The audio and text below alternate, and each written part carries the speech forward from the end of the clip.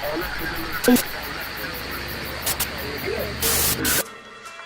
do it live. Okay. No. We'll do it live! Fuck it. Do it live! I'll write it and we'll do it live! And thing sucks!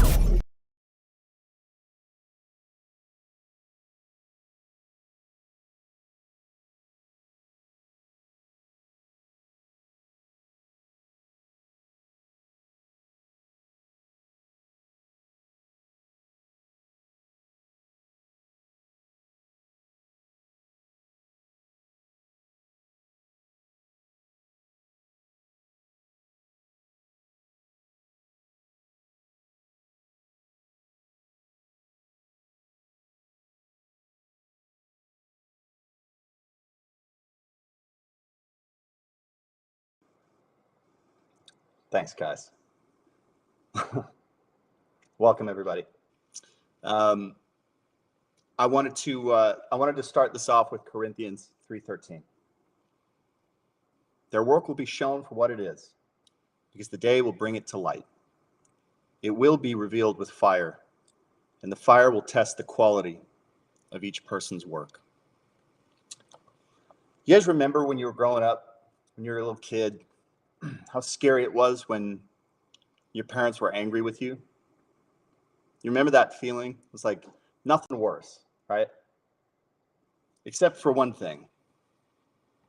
When they're disappointed with you.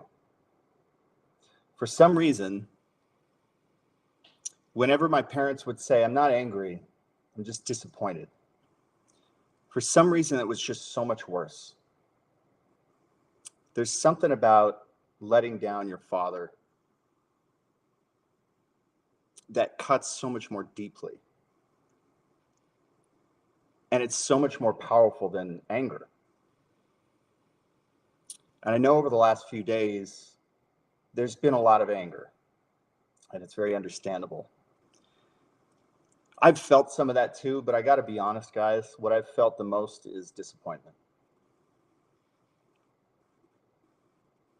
I'm just so disappointed with everybody. I'm disappointed with where our country is right now.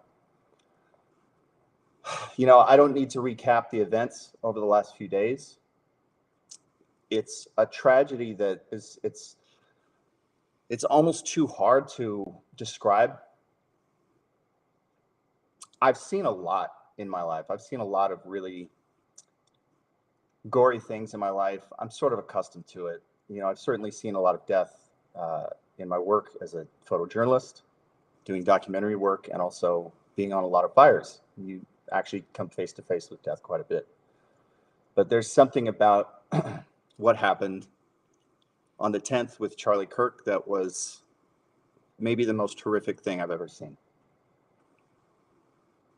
And I can't quite put my finger on it.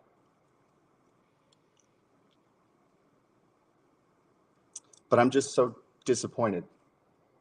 And my heart hurts. And it's almost like I don't even have this space to be angry. Now, I went to DC with Spencer, which you guys probably already know. And it was a monumental trip. And so much happened. And there's so much to tell you guys. And I will tell you everything that I can. It just didn't feel right. It didn't feel right yesterday. I think the modern era has such a lack of dignity and respect and humanity. And I just see everybody trying to capitalize off of tragedy all the time. And I understand that sometimes it can be a thin line. You know, I spent 6 years filming catastrophic wildfires, and to a certain degree, it's like, you know, you're capturing destruction, I'm selling a product. I understand it. But I just feel like with the modern social media era, we just have no humanity left. And I see people celebrating.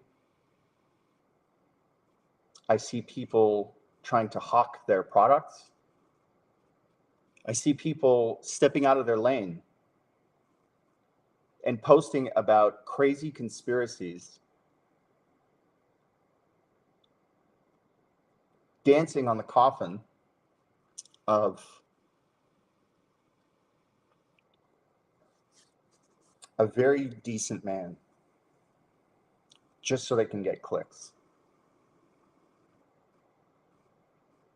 I just don't have it in me, guys. The world doesn't need me to do commentary on Charlie Kirk. We've got millions of people who are doing that already. So I don't intend to add to that, other than to do what I think is the only appropriate thing for us to do, which is to grieve.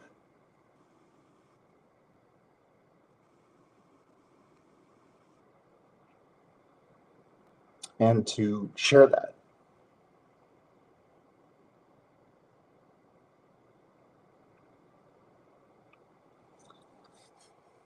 As if that weren't enough, it's also 9/11. I was born in 1983. What's crazy to me is that there are people now, youngins, to whom 9/11 is as distant a memory as the Vietnam War was to me when I was a kid growing up. I had no perception of what the Vietnam War was. And, obviously I don't need to tell you guys what 9/11 was, but it's so crazy to have such an overlap with all this mourning. And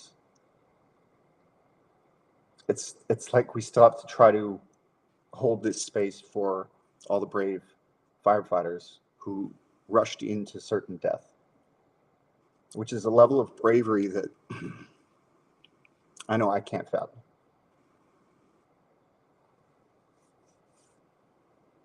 So anyway, at the end of the day, we're going to get through this. This is one of the difficulties of doing it live. Sometimes life throws us things that aren't that fun. But I feel like it's only appropriate that we address these things. You guys who've watched me for a while, you know that I stay out of politics, right? I try to stay out of it entirely. The only time that I get into politics is when it interfaces with wildfire, because wildfire is my lane, and filmmaking, and mustaches, and sometimes donkeys. But when it comes to wildfire policy, we have people like Gavin Newsom and Karen Bass and the president who have an impact on how these wildfires burn through our lives and how much destruction they do, whether or not we stop them and prevent them, or empower our civilians to stop them themselves and be prepared for it. So we have to talk about politics to a certain degree. But you'll notice that I have a lot of message discipline. I don't go on tangents about social policy and foreign policy. I don't do any of that shit. You know why? We have enough. There are enough opinions out there. I'm not going to change your mind. We're never going to be 100% aligned. And I kind of miss the days when we actually cared more about football than politics. I say it all the time, guys, and I genuinely mean it. Political tribalism has rotted your brains. And I think September 10th was the apex of that brain rot. It's just about as bad as it gets. So I'm not going to engage in political discussion. That's for me, right? And my golf buddies and my wife. And we discuss the things that matter to us. But all this other shit, you guys need to cut it out. You need to cut it out. We've lost our fucking humanity. And it's just sickening to watch. Now, there's some stuff that I've been witnessing over the last few days. And before we get into the wildfire stuff, I just want to address a few of these things. Guys, we don't do this. We don't do this.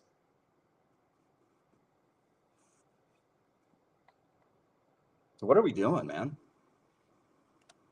Why is this happening?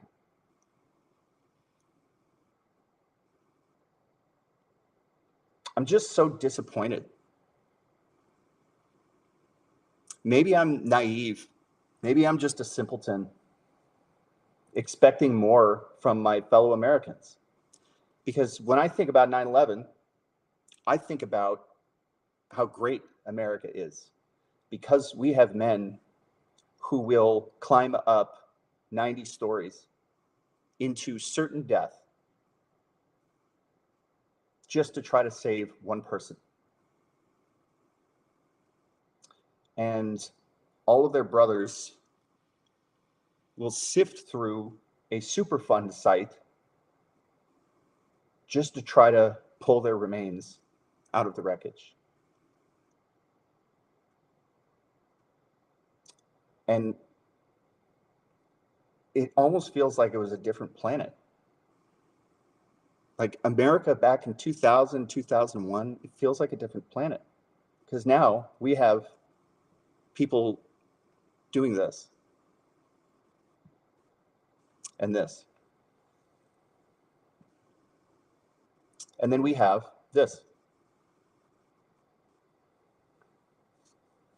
We've talked about Senator Scott Wiener quite a bit. He is a plague on California. This is one of the most disturbing, maybe the most disturbing man in all of politics. And this is what he had to say. He felt like, in a time when we should be mourning, he felt this was important to say.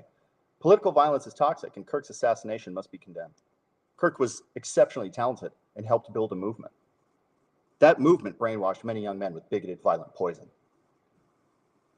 Condemn his murder, but do not lionize him.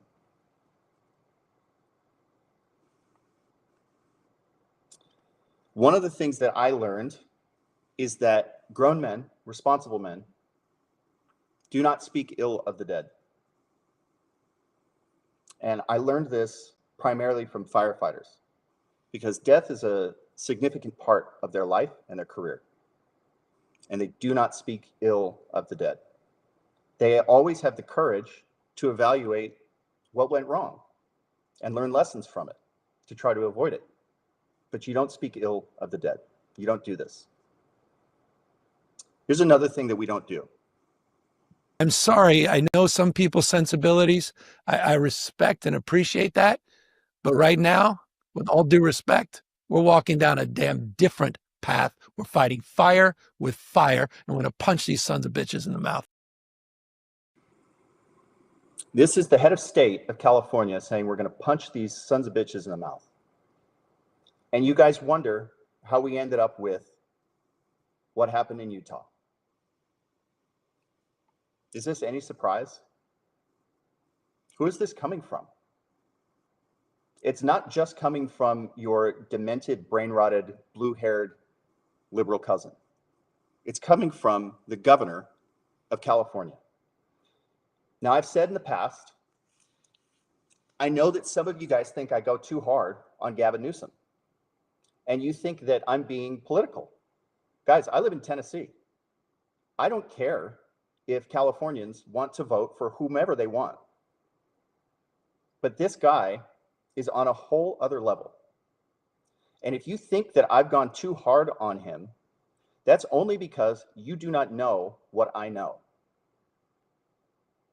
I hope that in the coming months, I'll be able to share with you what I know about this guy, especially as it pertains to wildfires. But the only reason that you think I'm going too hard on this guy is because you do not know what I know. And if you did, and when you do, you'll say, yeah, you didn't go hard enough. We'll get into some of that because there were some very interesting things that happened in DC. Speaking of which, last week, there was a meeting with a cabinet level member of the president's administration, with Spencer Pratt and Luke Melcher in the Palisades. And we all celebrated this. It was great to see Administrator Loeffler come down to the Palisades and have this kind of granular engagement for the fire victims who've been completely ignored by all California politicians. Now, Luke got pretty popular because he is a contractor and he runs a construction business that he's gotten started up in the last few years. And he was posting about the lack of construction in the Palisades and had some dubious posts about squatters taking over properties. And then he also did some posts about, who was buying up some of the properties in Altadena. And he started blowing up online.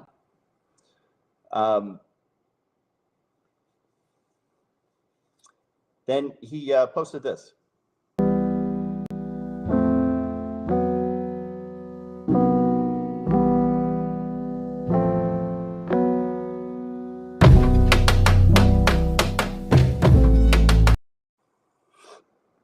So Charlie's body is still warm. And he's posting the cringiest conspiracy video of him shaking his head as he's uncovering how the Jews did this. He's figured it out, guys. Luke has figured it out. How many times have I talked to you about how much I hate conspiracy theories? How much I hate this shit. And why do I hate it? Because it distracts from the real issues. What I've learned by being in the real world is that there is real evil out there. The problem is it's very banal. People's motivations are usually very straightforward. And then here's a plug for his social media. This is poison for what we are trying to accomplish for the Palisades fire victims. Now, Administrator Loeffler has to distance herself from this photo op. This was such a shot in the arm for the fire victims. This is the Small Business Administration coming in to try to maximize the velocity of money coming in for the victims through SBA loans. This is a shot in the arm. And now, because this fucking moron decided to jump out of his lane and start posting about the Jews and dancing on the coffin of this young man who was just assassinated so brutally in front of all of us. Bro, what the fuck are you doing? Now, he deleted this, thank God, but he still got his Twitter. He's still got a post on Twitter. And look at his timeline. He goes from reposting Spencer Pratt, and in the same frame, my money is on Mossad. And there are people commenting under this post saying, be careful of Rick Scott. Be careful, Rick Scott. He's a wolf in sheep's clothing.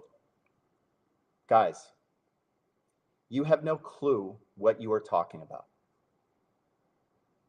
And you have no idea how much this hurts what Spencer is doing. Spencer has to deal with so many accusations of him being a right-wing shill. He's in this just for a grift. He's in this for politics. It is so frustrating to watch this dude pour his heart and soul into this. You guys have no idea how much he has sacrificed and how singularly focused he is on defending his fellow victims in the Palisades. He is like a freaking tour de force. I flew myself to DC. I paid for my own flight. I paid for my own hotel. Like, I can't afford this shit. But because what Spencer is doing, I see a man on a mission. And all of this stuff just distracts from it. It's already hard enough for him to bat away these accusations that he's some political shill and that he's dealing with Senator Rick Scott and Senator Johnson and Congressman Jim Jordan, who are all Republicans. everyone is saying, oh, well, he must be a Republican shill. Do you see anything political in Spencer's timeline ever? Ever? The answer is no, because he's not political. It's just that the only people who seem to care to look into any of this stuff are Republicans. And I understand why, because California has uniparty rule and something got fucked up in California. And so in order to accept and address the fuck up, you would have to accept and address the fact that Democrats fucked up. And they don't want to do that. So I understand it. It's politically shrewd. It's just so fucking cynical. Because there are thousands of people who just got their lives completely ruined. And 12 senior citizens lost their lives entirely. And these people, these politicians, if we can even call them people, are more concerned about making their team potentially look bad by addressing the problem. And so Spencer has to deal with Republicans because they're the only ones who will take his meeting. And that's it. I'm just so disappointed. But I will tell you, there's one person I'm not disappointed in, and that is Spencer Pratt. Now, I had the privilege of sitting in on all of his meetings. This is him with Jim Jordan and his staff. And here he is doing their that announcement that you guys might have seen live with Senator Rick Scott, Senator Johnson from Florida and Wisconsin. Spencer killed it, by the way. Oh, man. Someone lobbed a question at him about, what are you going to pressure the Trump administration to manage the forests and the federal forests? And Spencer jumped in. He's like, just as a reminder, the Palisades burned down because of Topanga State Park. And that's Gavin Newsom's Topanga State Park. Dude was just, I got to tell you, man, here's a few bits of insight I want to throw at you guys. First off, I was able to meet these senators. And dude, I love DC. I really do. I love DC. We went to some great restaurants. The service is absolutely impeccable. Honestly, like it felt like old school service. And a lot of these waiters, they're like in their 50s and their 60s, and they're telling us all these stories, and it's like a career job for them in the service industry, right? They take it seriously, and I love it, man. They're such great dudes, and they had such great stories. And this one restaurant we went to, the sad thing is, he said, I've worked here for 40 years. And it used to be that Democrats and Republicans, they all used to eat here together. And they could be cordial, and they could talk. They would spar it out on Capitol Hill, but they would come and just be civil to each other afterwards. He's like, now they avoid each other. They'll never eat here at the same time. He'll say, if Republicans come in, they see that they're Democrats here, they'll leave. And vice versa. And he was lamenting this. He's really sad about it. And it made me really sad. And it made me really disappointed that this is where we're at. That Spencer is forced to only take meetings with Republicans because they're just so hostile to each other, because political tribalism has rotted your brains. Now, in these meetings, I gotta say, I was taken aback by just how earnest and kind these guys were. Genuinely. Rick Scott looks you in the eye. He listens. He doesn't try to talk. They ask very in-depth questions. They keep probing. They weren't trying to rush anybody out of there. And same with Senator Johnson. Both of these guys took their time. They wanted to hear what Spencer had to say. They had a good sense of humor. And I'm telling you, man, I'm good at reading people. These guys are the real deal. And I will admit that I'm guilty of caricaturizing politicians. But when I met them in person and you get to look them in the eyes and you actually talk to them, you feel something. You feel their humanity, and you can tell, look, they might not be able to get done all the things that they want to get done, but I can tell that they're going to try. Now, certain things I can't tell you. But what I can tell you is that these two senators are going to look into specifically what California has been doing with federal funds as it pertains to wildfire mitigation, management, and suppression. They're going to look at the last 10 years. Now, there are certain details that we revealed to them that they were not aware of, that they will now be submitting FOIA requests for, that are going to be, when I told you that the feds were coming for California, I meant it. I meant it. It's going to take some time, so I'm going to ask for your patience. Obviously, I can't reveal everything, and you have to let this system play out.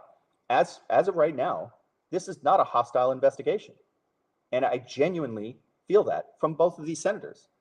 They would love if Gavin Newsom would just cooperate. Just dude, show us what you've been up to, man. They don't want to use subpoenas, but they will. They will if they have to. I think all of you guys understand that there is probably, not probably, there's a lot of corruption in California, a lot. And they're going to find it. If it's there, they will find it. Now, on top of that, we took some meetings, some interagency meetings. And when I say interagency, I mean, there were a lot of agencies there, like a lot. They are going to be looking into fire aid. And not only are they going to be looking into it, they've already started. They've already started. And it was very interesting what they've already found. Okay. So they've found quite a bit of stuff just with their first pass at reviewing some of the documents that fire aid's own attorneys put out there. Okay. So they hired a law firm, fire aid did, because obviously they're getting all this scrutiny. They gave a whole bunch of money to Gavin Newsom's wife's organization, and then they deleted it from their website thinking that was going to hide it. They're not going to be able to hide that. They already found that the money went there. Okay. And that's not even a forensic audit, by the way. Okay. So the law firm, they did a report and they investigated their client. And guess what? They found no corruption. We've investigated ourselves and we found no corruption. Well, some very talented lawyers in DC, they took a look at what their own law firm produced, their work product, and already found like a dozen holes. So this is going to get very interesting. I've kind of downplayed to a certain degree. I've kind of downplayed some of the fire aid stuff. I'm no longer going to downplay it. I think it's bad. After what I heard and after what these attorneys already found, and they haven't requested any records yet. And the IRS still hasn't done like a forensic audit. They may. I hope they do. I'm not sure if they will, but I hope they do. But just in their cursory examination of their own work product, they've already found a bunch of holes. So they smell something, and they are going to find it. I think there was a lot of corruption in these meetings. Guys, you know, I know it's become kind of a meme praising Spencer. And I'm averse to this kind of stuff. I don't like hero worship. I don't like any of that stuff. I got to be honest, though, having spent the last few days around him and in this context, the dude's energy is unreal, like unreal. We only got a few hours sleep, and we were going from meeting to meeting to meeting to meeting to meeting. We met senators, congressmen, cabinet level secretaries. Like we're meeting with HUD. Like they wanted to show, that's Housing and Urban Development. They wanted to show Spencer all of these homes that they had put up on the Capitol Mall, where they had just erected like a dozen homes, like model homes that they built in the last 2 days to show like these prefab homes that don't really look like prefab homes. They look like legit homes. And they put them together in 2 days. And Spencer was really interested in this, in trying to get as many homes back in the Palisades as quickly as possible. Why? For seniors. And this was a motif that Spencer kept hammering on. The seniors. Look, I've talked about this ad nauseum. The Palisades is full of generational homeowners, right? These are homes that get passed down to generation to generation to generation. People do not let go of their property in the Palisades. You know, I had my elderly aunt used to live there. She got burned out. My grandmother used to live there. There are a lot of senior citizens, and they were all of the fatalities in that fire. One of the things that concerns me, and I know it really weighs heavily on Spencer, is this feeling like these old folks who lived their whole lives in the Palisades and planned on living out the end of their days in the Palisades, like my grandfather did. He lived to the end of his days on Sunset and PCH, Edgewater Towers. And now a lot of these folks, they aren't going to make it through the rebuild. They're like, not to be macabre, but they don't have 12 years to wait. And the tragedy of this event has weighed so heavily on their hearts that, some people have already passed. And a lot of people will tell you, like their relatives, they'll tell you they were just too heartbroken to see their town go up in flames. And so Spencer was trying to convey to Secretary Turner, we need to get as many houses in as possible, right? So we've got to replace 7,000 homes. What can you do to get me just 1,000 homes, just plop them on there so we can at least get our seniors back in there within the next year? And so they were already wargaming a strategy and figuring out how much is it going to cost, and how can the feds intervene, circumvent all of the state BS and all these fake blockades and this fake legal BS that they use, and get homes for seniors in. And Spencer kept reiterating this in every meeting. It's like, guys, like when it was about fire aid and all the lawyers are talking about, the corruption and corruption and corruption. He's like, guys, there's so much money there. And for these senior citizens, that could have a huge impact. He's like, I want to make sure that they are made whole. So like whatever you guys can do to claw back that money and get it to them. He's not even thinking about himself. He's not thinking about his friends or any of the movie stars and the producers out there. He keeps talking about the old folks. We went from meeting to meeting. I was fucking exhausted. I was exhausted. And then we thought, all right, we're finally going back to the hotel. Let's go get a bite to eat. And then you get a text message like, hey, such and such would like to meet with you. And it's like a cabinet level person. And he's like, yep, let's do it. Absolutely. And then it's like, hey, such and such wants to meet you tomorrow morning before your flight. Yeah, let's do it. He said yes to everything.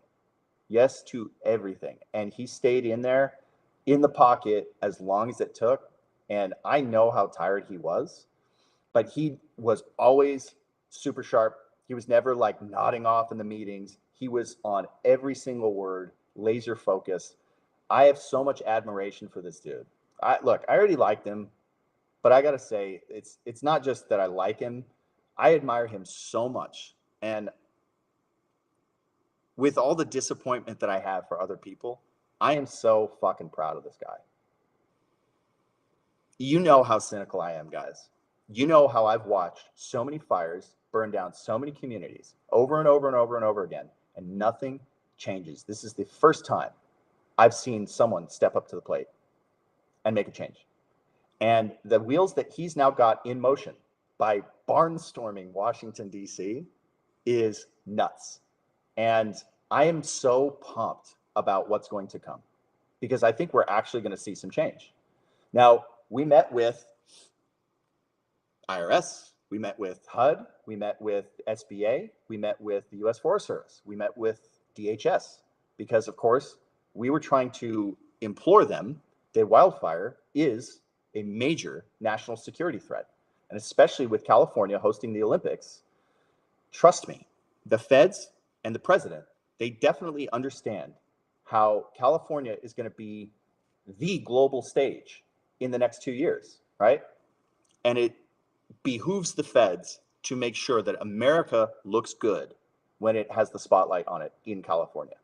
So I have more faith now that there's going to be a positive change in California than I've ever felt, because I've never felt that before. Now I actually feel like the adults are in charge and they are going to make it right. I do believe that. One of the things that has been kind of a controversial topic about DC is that the president brought in the National Guard. I will tell you, every single person, and I mean every single person in DC had a comment about it. You know what they were saying about the National Guard?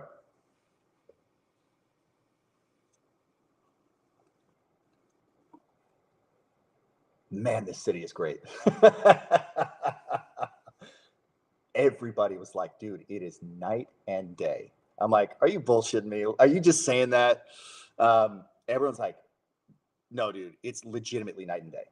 Since the National Guard came in, it is night and day. And I'm telling you, I'm not talking Republicans. I'm not talking Trump supporters. Some of the like hardcore liberal press guys that were in the room with us doing the press hits, and they were the ones asking the adversarial questions. Even they were like, yeah, man, I'm finally like cool with my wife coming down here by herself. So it's everybody recognizes that it was like overnight. It's a night and day switch for DC. And I will tell you, it's actually kind of hard to find the National Guard. I feel like the press or activists, or I repeat myself, we're trying to make such a big deal out of it. Like you barely even notice them. Like you might see 2 every like 20th block. Like I barely saw any of them. We were actually trying to find some tanks to do like a cool photo shoot. Couldn't find any. So like, I don't know what people were like making a big deal out of. But anyway, the city looks great. Looks great. Felt great. DC is a beautiful city, man. So in communicating with the Forest Service, what I learned is they were supposed to have an announcement on the National Wildfire Service, or FedFire, yesterday. And they didn't do that. And they told me, yeah, it's going to come out today. That was yesterday. And it'll probably be at the very end of the day. Didn't come out. And then today, nothing. So if you all recall, President Trump had issued an executive order mandating the formation of a new wildfire agency. And they were going to consider taking it out of DC and putting it out west. And there was a 90-day timetable for them to come up with their strategy. And that was yesterday. They didn't do it. They didn't do it today. And what I heard is it's now been delayed till Monday. It's now been delayed till Monday. And the chief, the head honcho, I'll say, is going to be a very familiar face. I'll just leave it at that. Now, since I want to like continue on the upswing with this, we're going to talk about other things that I'm proud of. You guys remember this story? Here's the Real Inn was a staple along PCH. It's signed, now in a pile of rubble, along with the Topanga Ranch Motel. And now, because of a years-long dispute over land use, the Real Inn may never reopen. And as Eyewitness News reporter Josh Haskell shows us, other businesses are facing the same roadblocks when it comes to rebuilding. The Palisades fire destroyed a unique pocket of historical businesses at Topanga Canyon Boulevard and Pacific Coast Highway on the eastern edge of Malibu. The Topanga Ranch Motel, Wiley's Bait and Tackle, Cholada Thai, Rosenthal Wine Bar, and the Real Inn Seafood Restaurant that's fed surfers and tourists for nearly 40 years. When I'd go to fish, of course, we'd go to Wiley's Bait and Tackle, Cholada Thai all the time to get some curry, some pad thai. But I mean, Real Inn was like my spot. Like that's where I'd always go for clam chowder after. Today, the LADWP is using the land which is owned by California State Parks, which recently informed the destroyed businesses their leases are canceled and they can't rebuild. Due to the catastrophic property loss associated with the Palisades fire, DPR has regretfully determined that it will not continue to lease this site. We thought that somebody at State Parks at some point would go, look, we're remodeling the whole place down there anyway. These guys have got good press. Why don't we lean in with them and do something cool? And let's do it rather sooner than later, because it'll make it look like we're getting things going down here. And the phone not only didn't ring, but we got that letter 2 weeks ago. The Real Inn says it would be too expensive to operate what they had at another location. Leasing from the state park allowed them to offer high-quality seafood at a reasonable price. It's a snake chomping on its own tail, because the Real Inn wouldn't be an old school funky fish shack if it didn't have that handicap on the property, because if that were a plate glass and aluminum restaurant, you'd be paying $40 for a piece of fish, because you'd be paying for the real estate and the building. Because it was in those circumstances, we were able to do what we did, and people fell in love with it, because that's the way it used to be. The state has offered the Real Inn nearby land for a food truck, but owner Andy Leonard says it's a bad location with no sewer, no running water, and he'd have to bid on it. The same thing's going to happen like that happened with the Topanga Ranch. It's going to sit empty for years. So at least let these people just open back up, get back to work. I mean, these people are out of jobs. It's terrible. In Malibu, Josh Haskell, ABC 7 Eyewitness News. How screwed is that, right? How screwed is that? We have Topanga State Park burns down the Palisades, right? So Gavin Newsom's property that was totally neglected and they didn't do any fire mitigation whatsoever burns down this restaurant, which has been a staple of the community for decades. And then after it burns down, they refuse to renew their lease. They were grandfathered in, and now they're not allowed to operate that business anymore. Just chipping away at the culture of the Palisades, and it's just adding insult to injury. The fact that the very park that caused the fire in the first place, the very park that burned the place down, is who's rejecting them. Well, I have good news. When I was talking with Spencer in DC, I believe it was with when we were with Senator Rick Scott, and we were talking about how they were baffled why the California senators weren't in the room with them. They were baffled. They were also baffled by Gavin Newsom. And we were talking about how the real in would be the easiest political victory for Gavin Newsom on the planet. This is the easiest. It's a fucking layup. You call the state parks and rec guy and say, hey, what the fuck are you doing? Give them their lease back.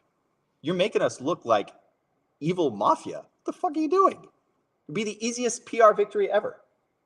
I have good news, guys. California state parks, they have reversed their decision. They will allow the real inn to continue their lease. This is a victory, right? I'm not all just about bitching and whining about how terrible everything is. This is a victory, and it just shows you that when you say it with your chest and you actually stand up, you can get shit done.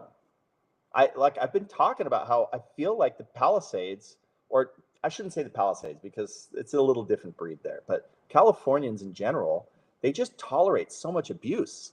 And because the governor's handsome and he does a lot of blow, so he's like super confident the way that he talks, and he does the gav hands all the time, man, this is a victory. So it just shows you, if you can be loud and you can be annoying and you don't stop, right? That's the thing that Spencer is doing, man. He just doesn't stop. And I'm like in awe of the guy. I don't know how he has this much energy. Like, yes, I know he lost everything, so he's super motivated, but I'm telling you guys, I'm so impressed with the guy, and I'm very proud of him. And, you know, I know there was a lot of skepticism from some people, not just about like, is this a grift, but like, does he know what he's talking about? He doesn't know anything about fires. Why is he the one talking about fire stuff? Why am I not talking about fire stuff? I know fire stuff. Well, Spencer's gotten a crash course in fire stuff. And the dude remembers everything. It's crazy. The dude remembers everything. Like he's like Rain Man or something. I don't get it. He remembers everything that you tell him. And I've never seen a quicker study on wildfire. And he was even in these meetings with the senators talking about the Silverado fire. He's like, you guys got to look up Orchard Hills. Silverado fire burned through there, but it didn't touch that community. So it's like, we need to start doing what they did. They had like a green belt around. Dude, it's crazy. This dude remembers everything. So if you guys have any concerns that Spencer, a C-list reality star, is the ambassador for these fires, I can assure you, this dude has his shit together. He really does. Okay? He's not just like a bull in a china shop, and he is absolutely laser focused in these meetings. And he's always putting the seniors front and center. It's super impressive. Now, another bit of divine providence, which just tells you, you know, serendipity is like, it's God's way of tapping you on the shoulder and letting you know that you need to pay attention, right? When you see some kind of serendipitous moment, some like kismet or something, that's God's way of intervening in your life, tapping you on the shoulder and saying, hey, pay attention to this. You're on the right track, right? It's like a signal. Spencer ran into a dozer operator randomly in DC. And do you guys remember the live stream that we did when I talked about how we had like a sample burn plan that could have been done on Gavin Newsom's property on Topanga State Park around the Palisades that would have shielded the entire Palisades, and I believe it would have saved the Palisades. It at least would have provided an anchor point for resources to keep the fire from destroying the neighborhood. I genuinely believe this. I also believe that it would have stopped the fire entirely. And with that relatively modest prescribed fire plan that I drew up, I estimated that would be between $500,000 to $750,000. So Spencer runs into this dozer operator from California in DC randomly. And Spencer asks him, hey man, we had somebody talk about how, you know, it would have cost like maybe $500,000 to cut a fuel break around the Palisades, and that would have saved the community. And the guy was like, 250 grand. He's like, you just give me 2 dozers, they work for a day, $250,000. That's all it would take. Man, I was overselling it. But that's why this stuff is so painful, because it's so preventable. But there are victories. They're coming, right? We've had a little bit of a delay, but you see the reel in, they're getting their lease back. Spencer is in the ear of the HUD secretary talking about how quickly can we get these homes back. He's trying to figure out innovative ways to fast track this stuff. And I'm telling you, dude, these homes were pretty solid, man. By the way, I just posted this earlier.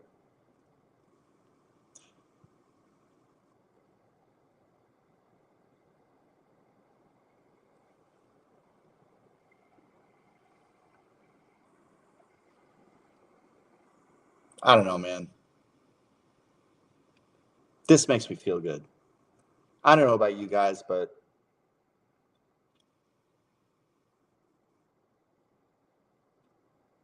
with all this darkness, especially over the last few days, and all the darkness with the Palisades fire itself, you know, I fully expected to go to DC and just be cynical and bitter, you know, like my usual self, and to buy into all the bullshit that I see in some of the comment sections on some of these tweets where they're like, oh, look out for those senators, look out for those politicians. The experience that I had in DC was so different. It was so different. And what I can tell you guys, this administration is not fucking around. So Secretary Turner, he played in the NFL.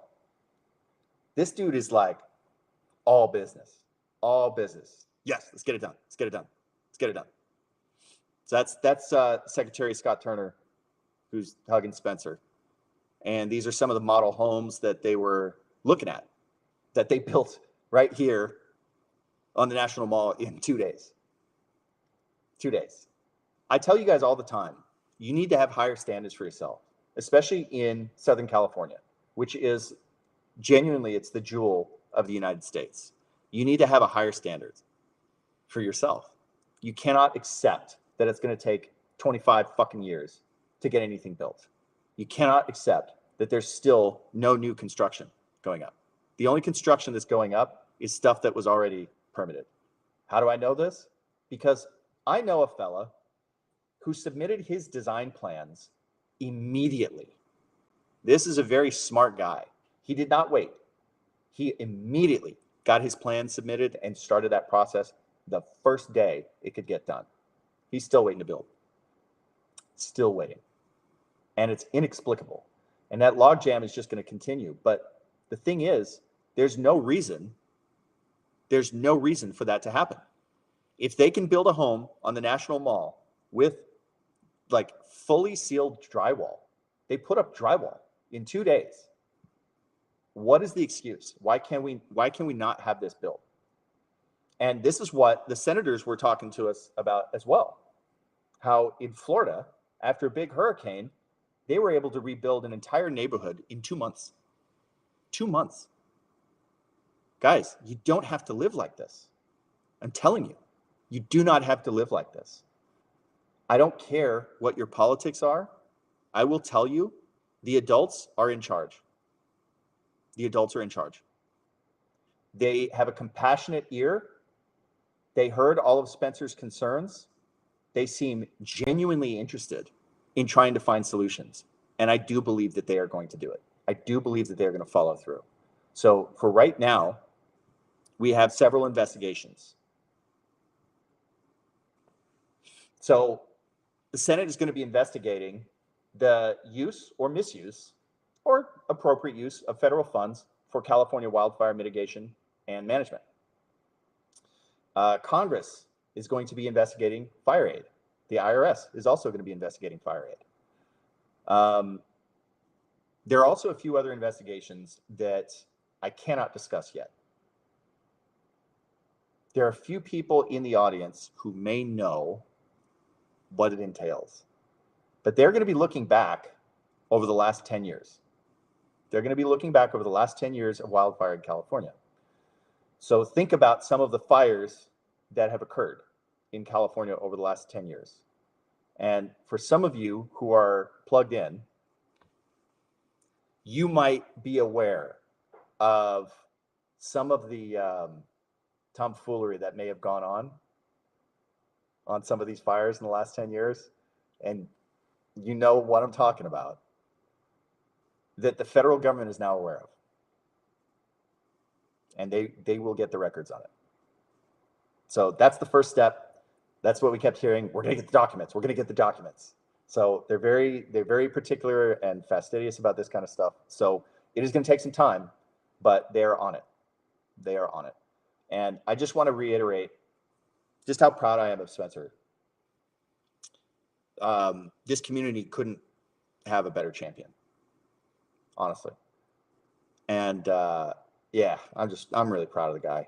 And this made me proud of my country, because it shows that there's still decent men and women who actually do want to make a difference. And it was a humbling experience for me being in DC, being someone who's so cynical about politicians and so cynical about DC that, you know, I gotta eat my own words. I met people who genuinely care and seem to want to get the ball rolling on actually getting stuff done. So I got to admit that maybe I've mischaracterized some of these people. But I'm man enough to admit when I'm wrong about something.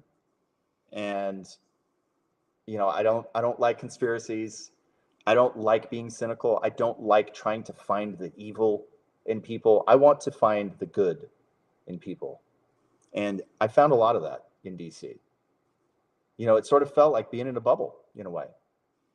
We just kept getting, you know, our body man just kept taking us to meeting to meeting to meeting. And it's like all these people who were so intelligent, dude, like watching the lawyers, you know, lawyers get a bad rap, but man, these guys are like, their brains are on another level. They're so articulate and so precise with their language and very compelling. Like they'd be great storytellers, you know, if they ever decided that they wanted to be broke, they could switch careers and try to be a filmmaker or an author or something.